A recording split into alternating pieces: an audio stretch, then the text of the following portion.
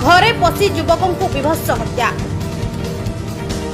हत्याकांडर कारण अस्पष्ट थिबा तदंत करी कारण खोजुछि पुलिस। यह होछि वर्तमान सबुठु बड़ खबर। घरे शोइथिबा अवस्था युवकों को विभत्स हत्या करा जायछि। जहाँ सूचना मिली गंजाम जिला पुरुषोत्तमपुर थाना पांडिया ग्रामर बंदरा साहि विलंबित राति घटी विभत्स हत्याकांड। घरे शोइथिबा समय युवकों को मारणास्त्र हाणी हत्या करिसेंति दुर्बृत्त। मृतक जनक मुरली बाड़तिया बोली जनापड़ी। गत राति मुरली घरे शोइथिबा बेले ताको बापा बारंडारे शोइथिले।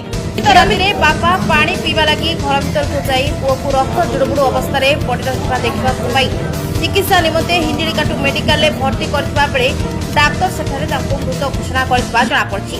खबर पाई पुरुषोत्तमपुर पुलिस पहुंची तदंत चलाइछि। तेबे किए और काहेकि ताको हत्या कला तार कारण अस्पष्ट रहिबा बेले 2 दिन तले ग्राम में दंडनाच होइतिबा समय रे गंडगोल कारण को नहीं एही हत्याकांड घटिथिबा अनुमान करा जाउछि।